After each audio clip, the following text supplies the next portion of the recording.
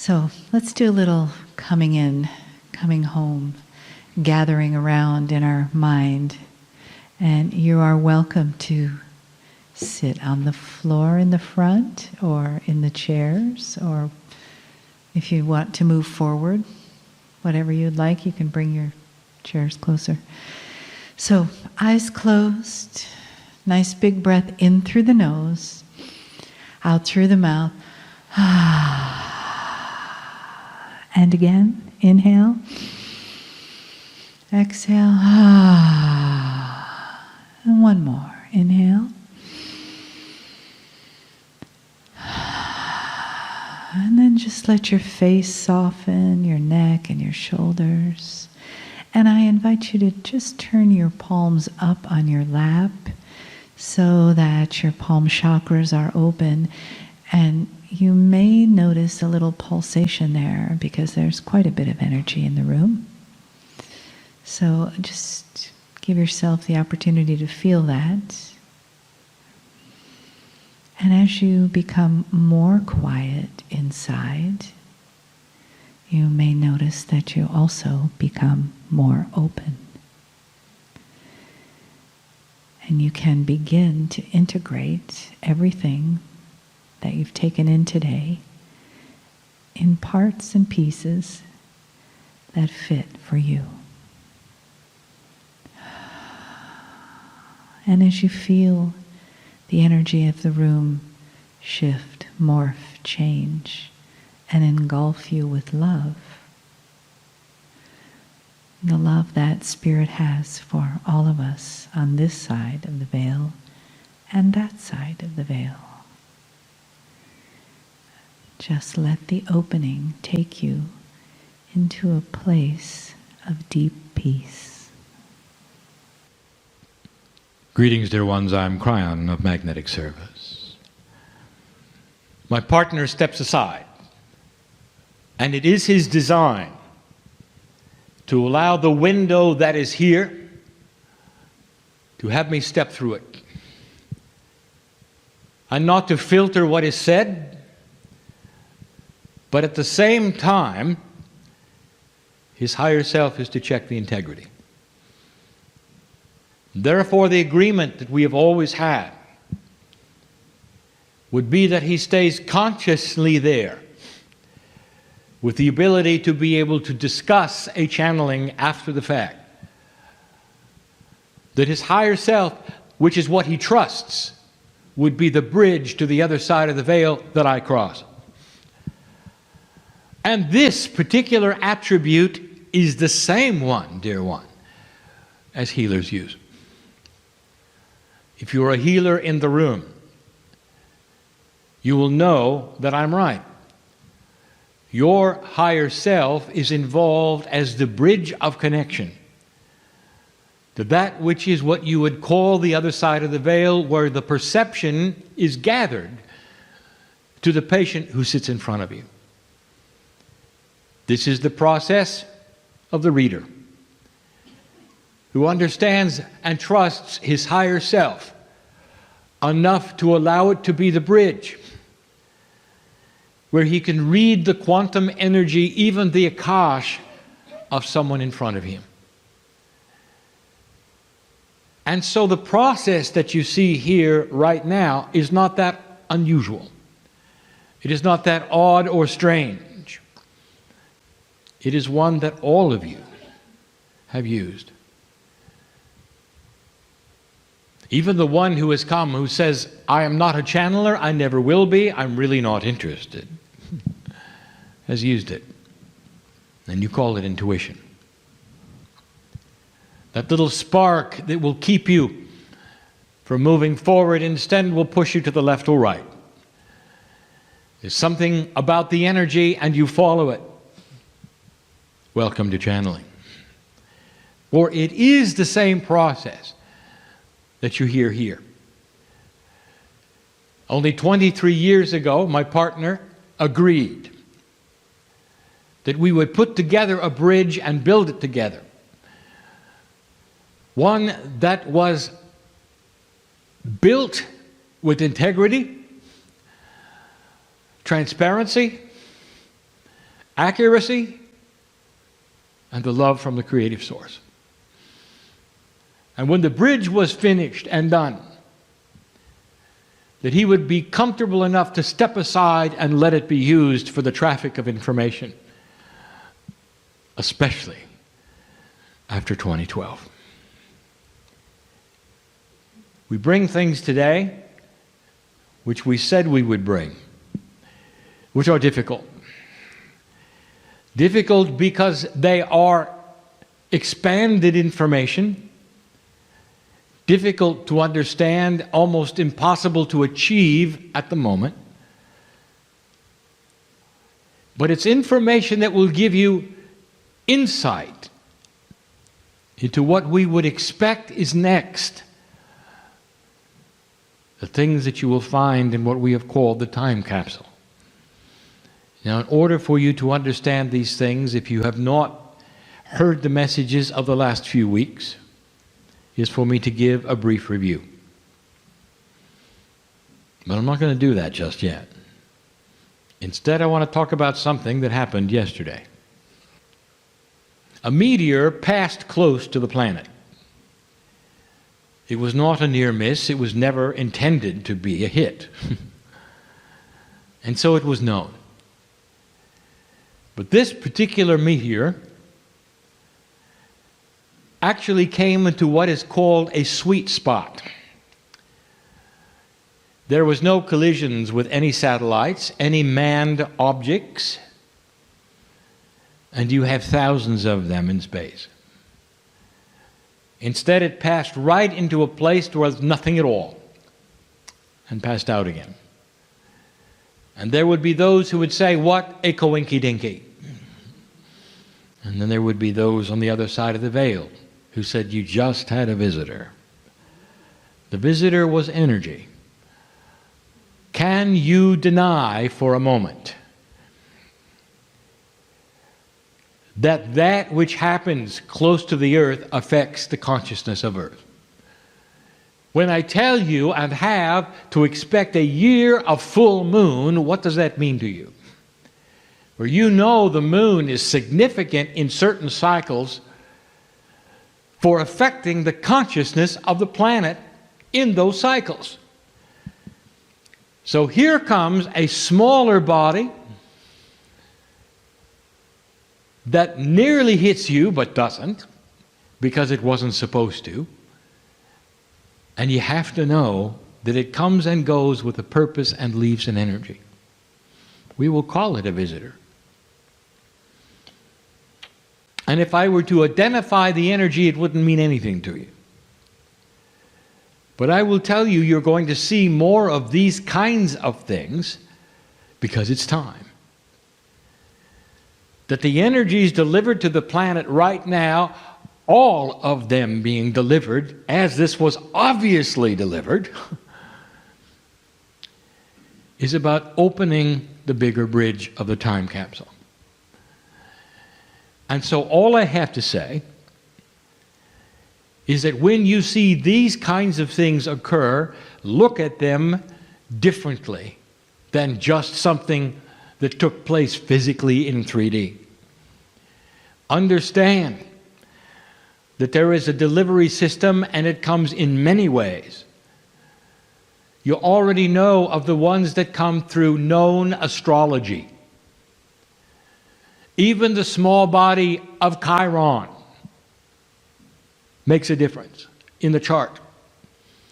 Imagine what this meant to the planet. Imagine the energy that may have been placed upon the crystalline grid from your solar system because it was time. So all we wish to say is congratulate yourselves for being where you are now. Because there was a prophecy at one time that said that when the visitor passed through less than 17,000 miles from the earth, the prophecy said there would be no humans to feel anything. Quite a prophecy. That's the one you grew up with. I want you to think on that. Because you are here. Not only are you here, you're planting the seeds of an enlightened graduate ascended planet. Seeds that will grow for you to see the next time you're here, for your children to enjoy. Seeds that will develop a consciousness which is confusing to many, but will also bring new science, new systems, new discovery, and better life. These things are going to happen slowly, we said that, dear ones, and they're going to pull upon the time capsule.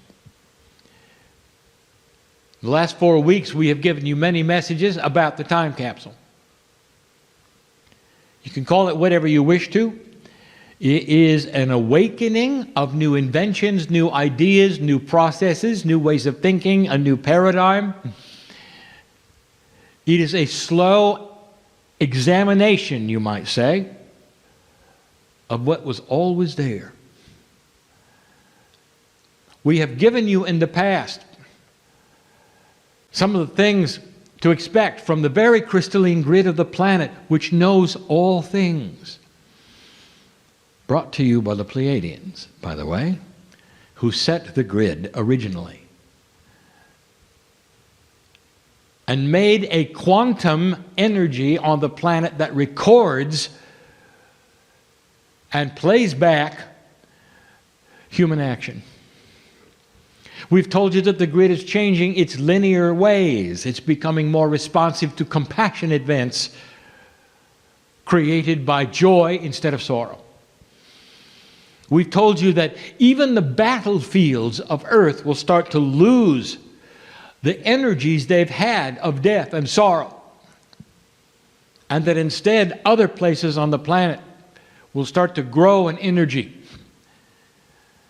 that will give back to you what you've always wanted. You'll step into the very fields that used to be battlefields and feel the love of Gaia. You'll know that the dirt is alive.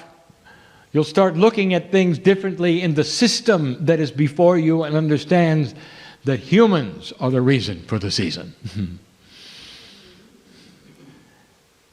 It's all about a reawakening of things that always were. And little by little, you're being awakened to these. If you take a look at what the last 100 years has given you, it has given you just about everything. From 100 years before that, the 30,000 years, it was pretty static. All the inventions that you have, coming right out of the grid in the time capsule, delivered on time to the entire planet at the same time. We talked about a famous inventor the last time. We talked about the way things are given to you as an example to what to expect. We told you that this year is a year of rest. That is not to say that you cannot begin things. It is just to say that it would be better off if you would rest between them. That the energies that you used to fight are now starting to abate. We gave you the example of the muscle builder who holds up the weight for a very long time and then puts it down. And he has to give his muscles time to relax again before he holds another weight. And when he picks up the new weight, it's not going to weigh as much, even though the indicator says the same thing as it did before. Because the energy in the weight itself has started to go away. And so the role of the old soul and the light worker begins to shape itself as the role of one who will bring an ascended energy eventually to the planet and begin to plant seeds you didn't expect. The time capsule is beginning to release things within your own DNA, and last time we spoke, we had you opening doors in the hallway of potentials in your DNA. I would like to tell you of the potentials of 4 more doors that I don't want you to open because it's not time. But I want to tell you what to expect. I'd like to give you the definition of ascension. But when the doors are open, the ones we speak about now, you'll have a human walking around much different than the ones in front of me. Everything I'm about to tell you is doable. Everything I'm about to share with you is what has happened on the other planets when they got to this stage. There is a sameness that the creation of evolution is able to supply you with, that lets us know what the energies and the potentials will be as your next step. I give you the history of the Pleiadians. Well, they went through what you went through. And although the planet was different and although their history was different, I'd like to tell you that their DNA wasn't that much different. And what we've told you before is that when you find life on other places than your own Earth, you're going to find the structure of DNA. And you will know, because of what you look at, that there is a system of evolution that is the same for the galaxy. That what you have considered to be chance on the planet isn't. It responds to a greater whole. The creative energy coming to you throughout the galaxy has a patterning. It tends to create the same things for the same reasons. There's a lot of people going to be very disappointed in this, because they want to visit another planet and find life with 3 heads, 4 arms, and 14 toes. Instead, you're going to find symmetry. Instead, you're going to find a double helix. Instead, you're going to find some of the same things you find right here, for the same reasons. And so it takes the mystique out of the question, what is on other planets? Other planets with intelligent beings, mostly humanoid. There are ones, some, who are not. They also have no divinity in their DNA, and the process of their development has no seeding of purpose. And they're different. And they're harmless. And so I show you the next step, very carefully, what to expect. And I give you the description of enlightened consciousness. 4 doors. And the first one you'll think is easy, but it isn't. I'm going to call it the never alone door. When this door is opened, there'll be a whole segment of humanity that starts to understand that they are multiple beings of light. For the never alone door, when opened, puts upon you the mantle of truth, that even when you look in the mirror and you see one human being, there really are multiples of you. That you are partly on the other side of the veil, you have to be. You do understand that, do you not? Otherwise, the peace of God in you would vanish in its power. Part of you must be on the other side of the veil. Your soul core shares with you in the corporeal way a piece of heaven at the same time. You have to be. The entire soul cannot live in a corporeal human being that's only using 30% of its DNA. You'll start to understand the you on the other side of the veil, never alone. You'll start to look at the you in the mirror and understand the family around you is here. The mystery of death will not be a mystery, for you will feel those who you've loved and they have passed. And for the seniors in here, the parents, no matter what their attitude toward you, at the time of their passing, they know who you are now. and you'll see them. You'll have the conundrum of the Akash, the conundrum of linearity. How can your parents be seen and felt when they are actually back on earth as other souls? Figure that out.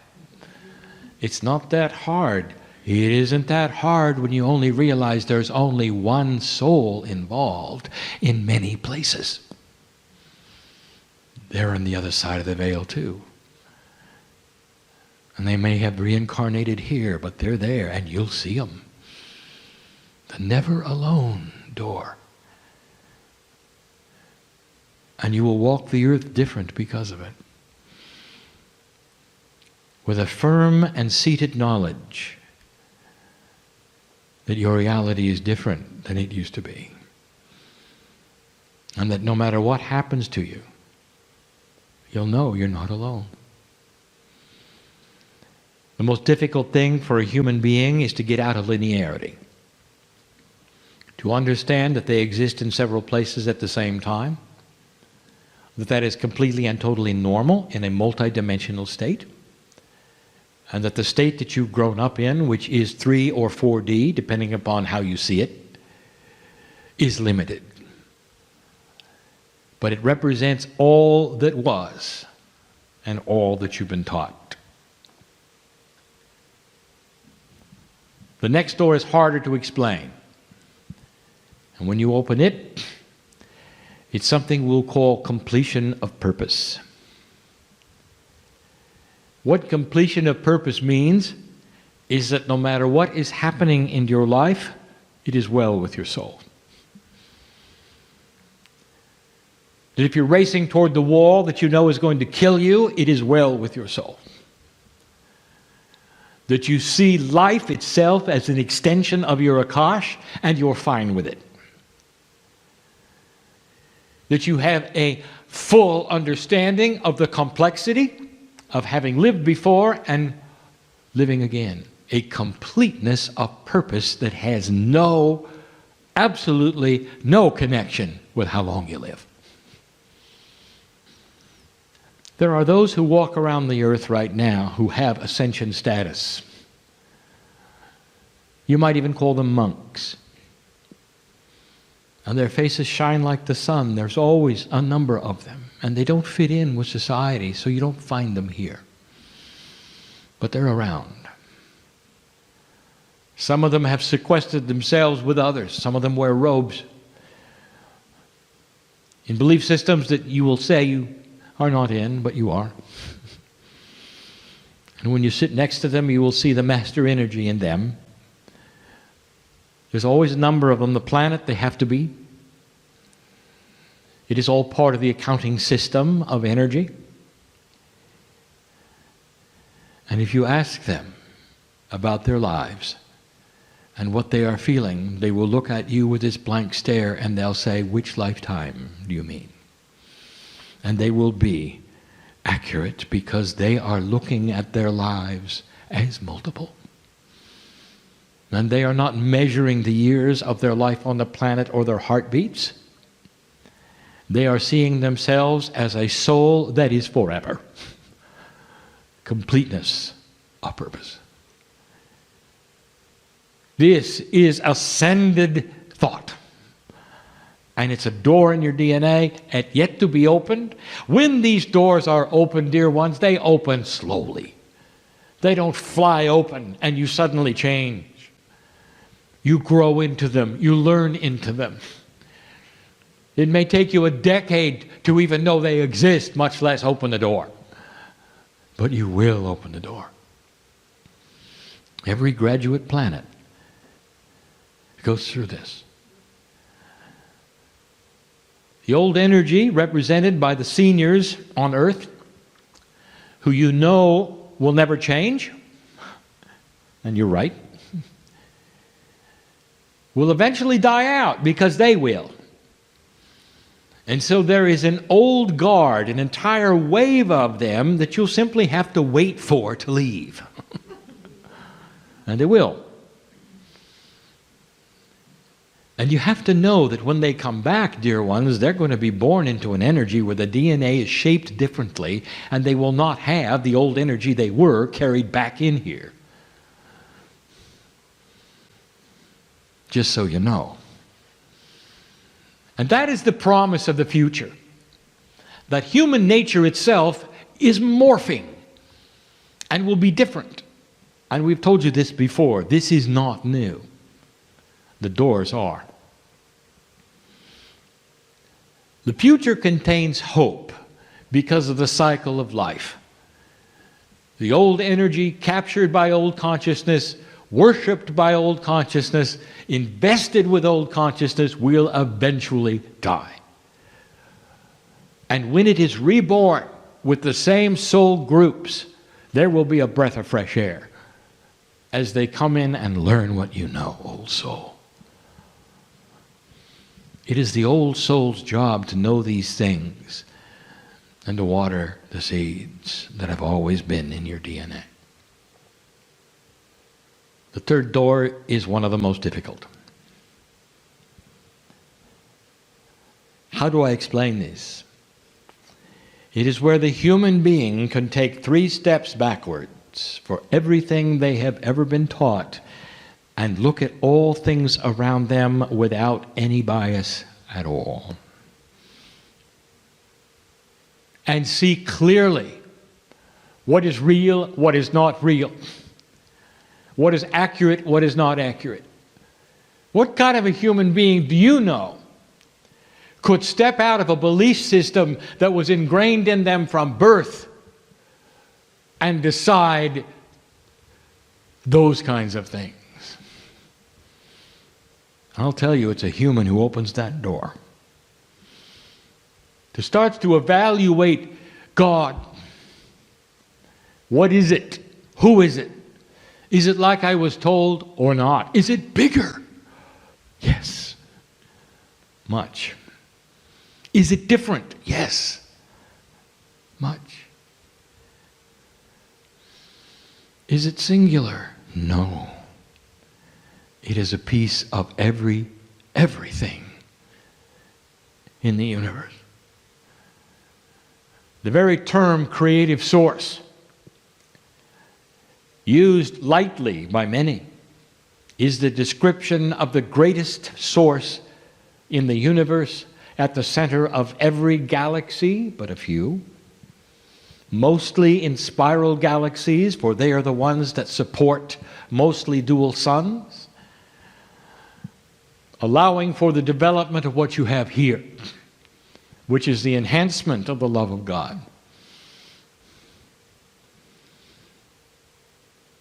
And you'd be able to see it. You take 3 steps back and say, is everything I've been told accurate? I'll tell you how hard that is for a human being to do, because you have to put aside everything you've ever been taught. By your friends, by your parents, by those around you, with the organizations around you. Do you realize that that is the definition of an ascended mind? Who can put aside the engrams of memory, the grooves that have been created in your brain for what you think is real and not real, to create a 0 point, a null zone, where your logic can come forward and look at everything as it is and not what you were taught it is?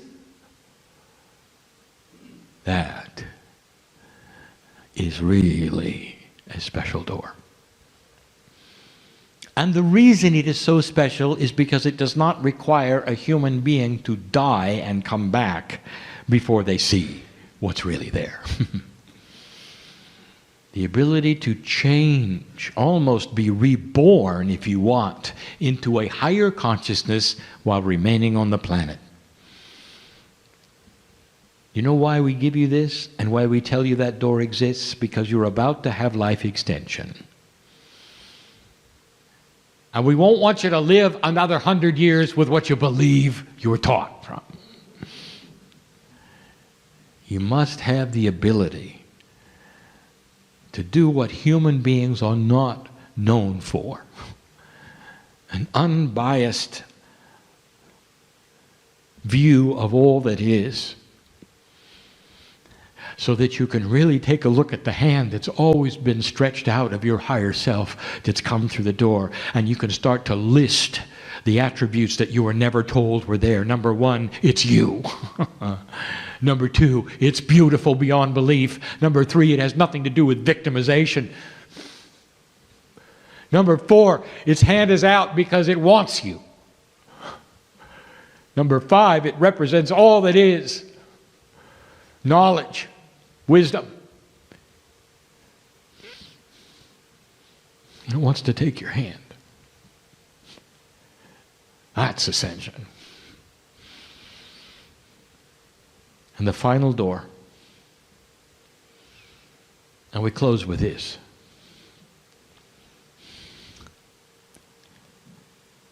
We've covered before, but not in this way.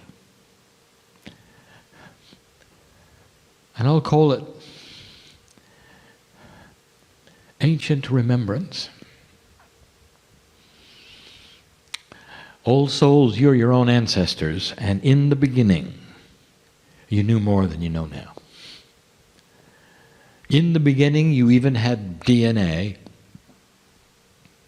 which functioned at a higher percentage than now. The earth has gone through phases of time fractals where you destroyed yourselves. And you didn't do it through atomic bombs, and you didn't do it through all the other things that your science fiction would say. You did it in cooperation with Gaia. And you went to a low consciousness where nothing was happening, and Gaia allowed the pandemic to wipe you out. Did you know that?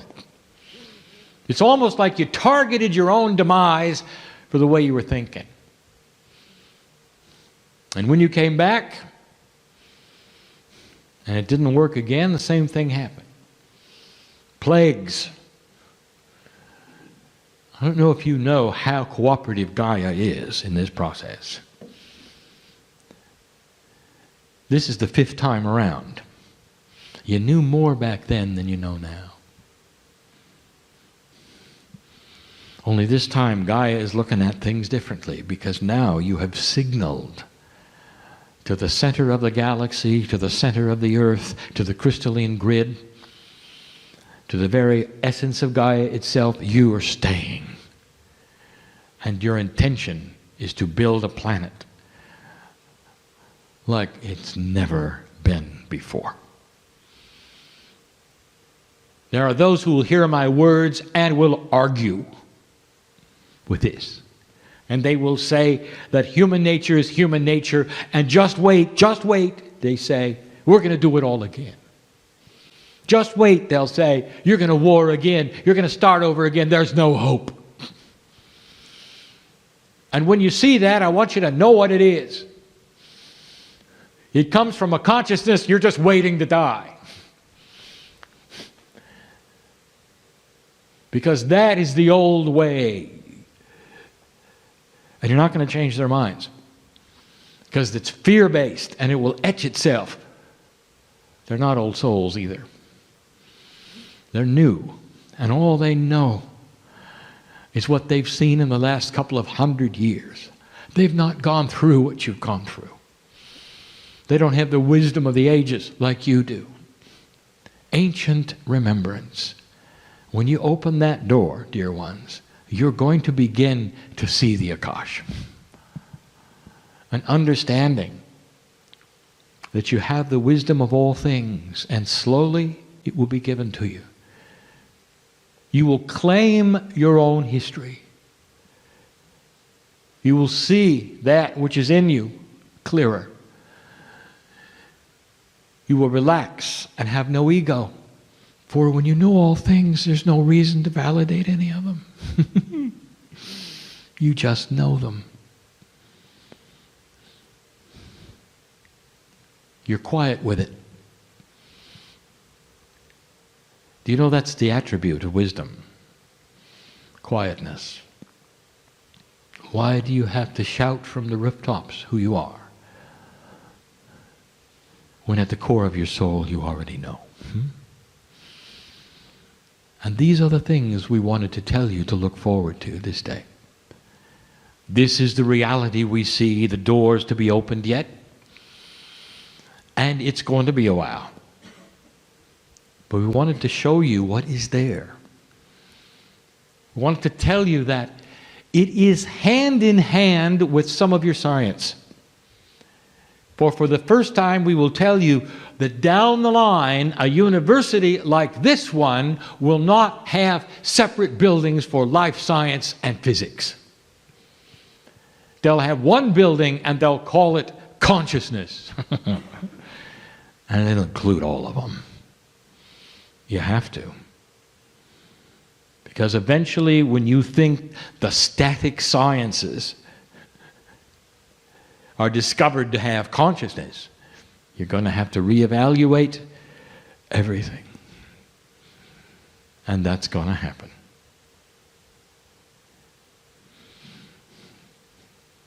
There are mammals right now on this planet who are laughing. Because they know you're going to discover what they've got. And so we will laugh with them as they swim in the oceans. Many of them with smiles on their face. And they say, wait till you find out what's inside us. And that's enough for now. Blessed is the human being who cares enough about what's going to happen to take any of these things seriously, to walk out of the room differently because of it, and know that this was the truth, and you can feel it because you expected it. And so it is.